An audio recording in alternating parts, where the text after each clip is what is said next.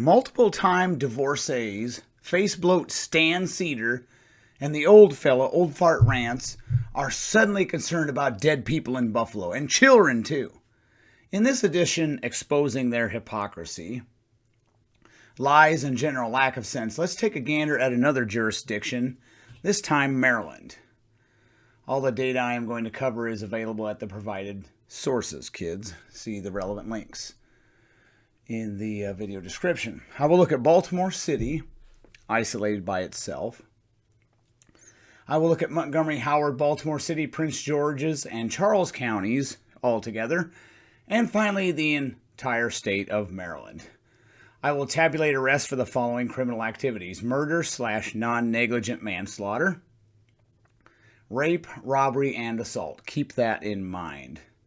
The FBI says this pertaining to violent crime. Violent crime is composed of 4 offenses, and I'll be looking at those: murder and non-negligent manslaughter, rape, robbery, aggravated assault. Violent crimes are defined in the UCR program as those offenses that involve force or threat of force. I'm using the exact same categorizations for Maryland. State of Maryland, total arrests for the aforementioned criminal activities 2015 to 2017.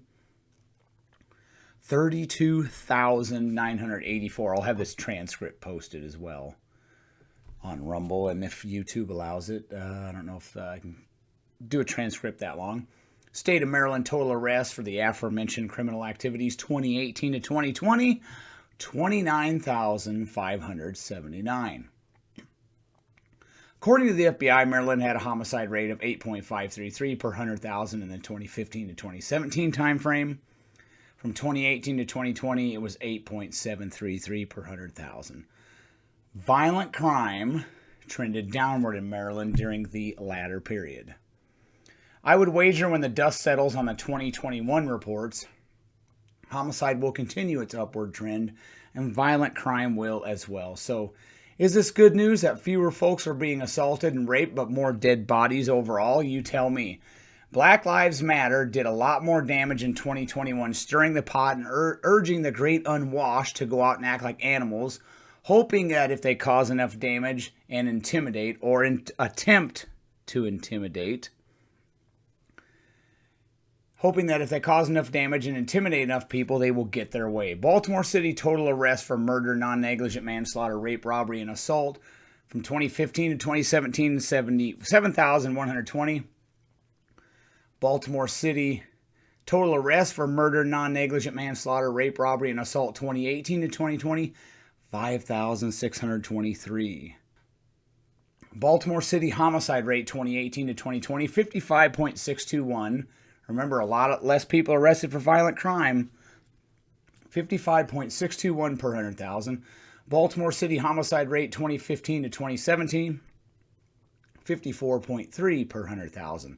The place is a wreck, period. Violent crime overall declined in the former period in relation to the latter, but homicide is up. Again, if I could get 2021 data added to this, I would wager the picture would change and it would get even worse. Now, from Montgomery, Howard counties, Baltimore City, Prince George's, and Charles County arrests for those crimes 2015 to 2017, 14,599, and in 2018-2020, it went down to 12,940. So, there's the Ferguson effect, perhaps. Now for some uncomfortable data from 2018 to 2020.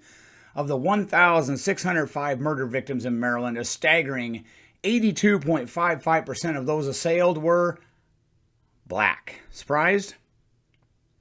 From 2015 to 2017, of the 1,655 murder victims, 81.64% of them were black. So it seems like Black Lives Matter caused the homicide rate to spike, and more black people are being killed.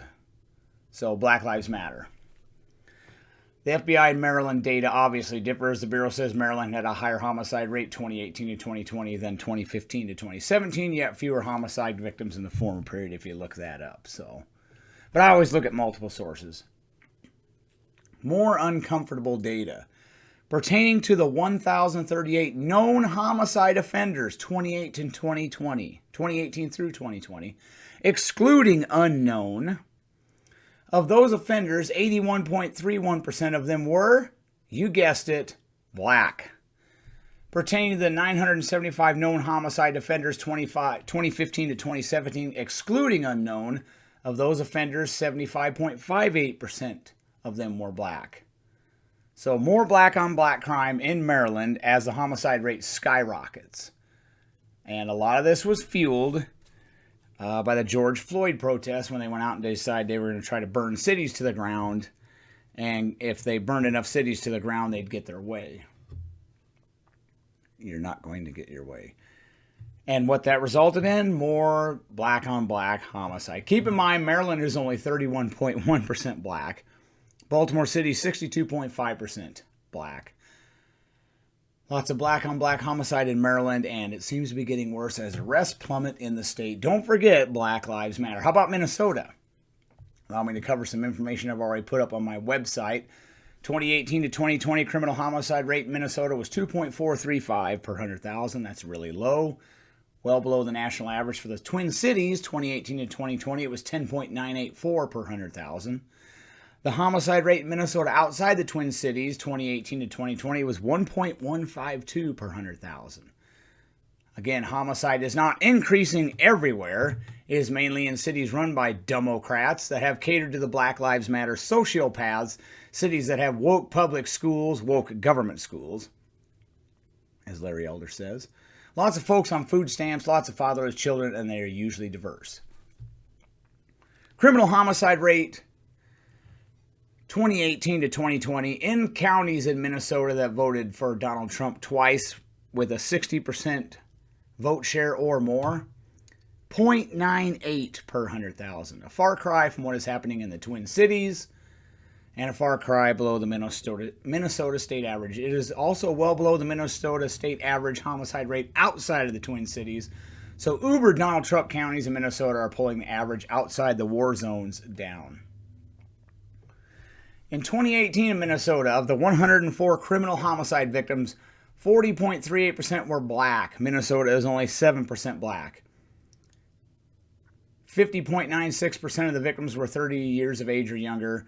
Of the 124 criminal homicide offenders, 37.09% of them were black in Lily-White, Minnesota.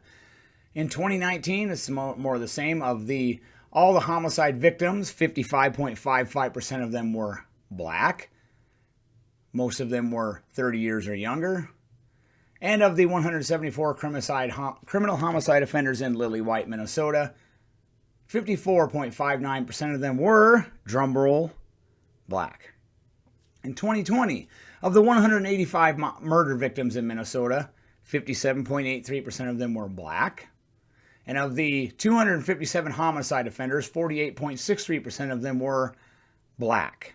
If we remove unknown from the equation, we have 189 homicide offenders, and 66.13% of known criminal homicide offenders in Minnesota in 2020 were black.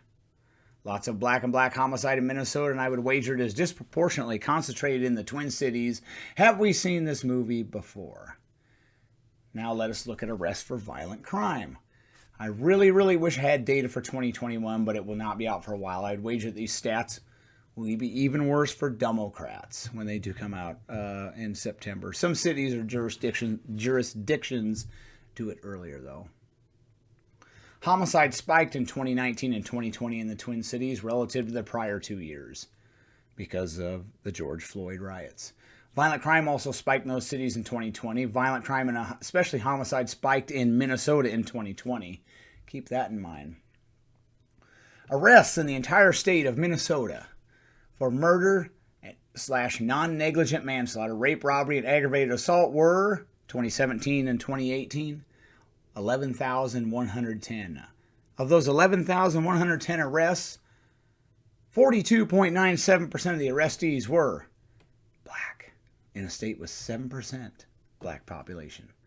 Arrests in the entire state of Minnesota for those crimes, 2019 to 2020, it went down 10,933.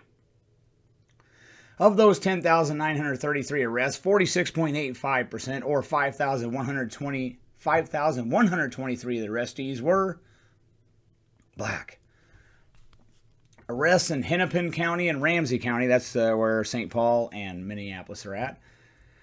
Arrests in Hennepin and Ramsey County for those crimes: murder / non-negligent manslaughter, rape, robbery, and aggravated assault. 2017 and 2018, 5,097 arrests. And in 2019 and 2020, it went down to 5,019 while violent crime is going up. So a slight reduction in arrests while violent crime and homicide are spiking. Ferguson effect, perhaps? So, yeah, are they intimidating police officers and they're not going to do proactive policing? Now, this arrest decline wasn't as pronounced as I saw in New York City, but I did their data in 3-year blocks ending in 2021 because it was available. If I could do that with Minnesota, we'd probably see the same picture. Have some police agencies in certain areas of the country been intimidated into less proactive policing, which leaves many folks vulnerable to the dredges of society and will likely lead to fewer arrests for violent crime because the cops they're not anywhere in the neighborhood. And to think some Democrats want to exacerbate this by taking away the right of we the people to bear arms. I wanted to tabulate the aforementioned info for St. Paul, Minneapolis, but they lump all Part 1 offenses together, so I had to do that by county. St. Paul's Police Department does put out a yearly report that is easy for everyone to access. So here's their data on adult arrests for homicide, rape, robbery, and aggravated assault. 2017 and 2018, there were 1,008 arrests for those crimes. And in 2019-2020, while homicide and violent crime was going up, only 834 adult arrests. Ferguson effect? Keep in mind that George Floyd "we're going to burn your town to the ground" riots started in various Democrat enclaves circa May 27, 2020. That was a small portion of my latter 2019-2020 time frame, so you can see how even that small time frame was skewing it. So, and it continued in 2021. But like I said, I can't wait for that final data to come out. How about Illinois? Some of my previous information first. Illinois' homicide rate, according to the FBI, 2018 to 2020 was 7.5. That is very high. The homicide rate in East St. Louis and Chicago for 2018 to 2020 was 23.391. And the Illinois homicide rate outside of Chicago and East St. Louis, 2018 to 2020, 3.105 per 100,000. Now, if you take the counties in 2016 and 2020 that voted 60% or more for the Donald, their homicide rate is 1.93. That's lower than the Illinois total, much lower than Chicago and East St. Louis total, of course, and lower than the homicide rate outside of Chicago and East St. Louis. So it's not the lily-white pro-Trump counties in Illinois that are feeding the violent crime and homicide frenzy there. It is Democrat enclaves that have a lot of, well, you know who. A lot of drug addicts, a lot of that. Total arrests for murder, rape, robbery, and aggravated assault in Illinois, 2019 to 2020, 25,966.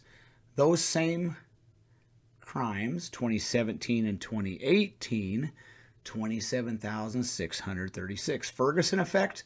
I could not find data on arrests by race in Illinois for violent crime. Be careful. Sometimes a later report will amend a total from the previous year. Little warning. Let's do Michigan, shall we?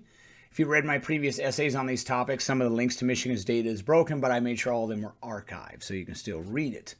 As states do, they often mothball old websites and begin anew. Michigan has done that, and I'm linking to their new page. First, my previous information on Michigan. Their homicide rate, 2018 to 2020, according to the FBI, 6.19 per 100,000. And the Michigan State Police says 5.725. That's higher than the national average. Criminal homicide rate, 2018 to 2020, in Detroit, Flint, and Pontiac, 43.138 per 100,000. Criminal homicide rate in Michigan outside of those cities, 3.029. Now, the counties in Michigan that voted 60% or more for the Donald in 2016 and 2020, their homicide rate from 2018 to 2020 was 1.618 per 100,000. So again, it's not the lily-white pro-Trump counties fueling the homicide and violent crime surge in Michigan. It's the cities that are majority or plurality black, Detroit, Flint, and Pontiac. But Black Lives Matter and white people suck. From 2017 to 2018, in Michigan, there were 25,028 arrests for murder / non-negligent manslaughter, rape, And there's a whole bunch of categorizations for rape, so read those. Robbery and aggravated assault. 25,028 arrests. 2019 and 2020, there were 25,887 arrests for those same crimes. So a slight increase. And then I did those same crimes for Genesee County, Wayne County, and Oakland County, which were the three problem children in Michigan, Pontiac, Flint, and Detroit are located. And in 2019 and 2020, in those counties, for those crimes, 11,355 arrests were made. And in 2017 and 2018 in those counties, 11,568 arrests were made. So while violent crime and homicide are rising there, arrests are slightly going down. Ferguson effect?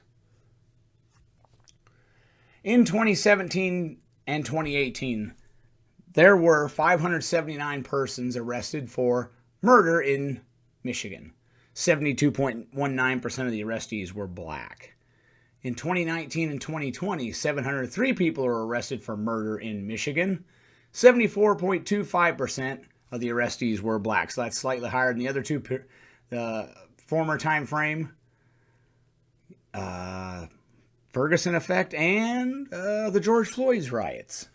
You will notice when perusing these stats that there's a lot of black men killing other black men in Michigan. But don't forget Black Lives Matter. Michigan is only 14.1% black. From 2017 to 2018 in Michigan, there were 1,117 criminal homicide victims, and 68.39% of them were black. From 2019 to 2020 in Michigan, there were 1,299 criminal homicide victims, and 71.43% of those victims were black. Michigan consistently has higher homicide rates than the U.S. average, and again, that's because of Pontiac, Flint, and Detroit. The George Floyd Black Lives Matter riots caused a massive spike in homicide, particularly in Michigan beginning in the summer of 2020. It wasn't COVID, it was the Black Lives Matter riots. When you look at the data, you can say, I think you can put hundreds of homicides at the feet, maybe nationally close to 1,000 at the feet of these lunatics that tried to get the great unwashed all ginned up so they would intimidate people into getting their way, and it cost a lot of people their lives. Since progressives care so much about children, and I know Old Fart Rants, that divorcee, and Stan Seder, that toady, fat little divorcee, they care a lot about children. So for what it's worth, there were 125 people age 19 or younger. Due to the way Michigan categorizes this, I cannot see how many were 17 or under. There were 125 people age 19 or younger murdered in Michigan 2017 and 2018.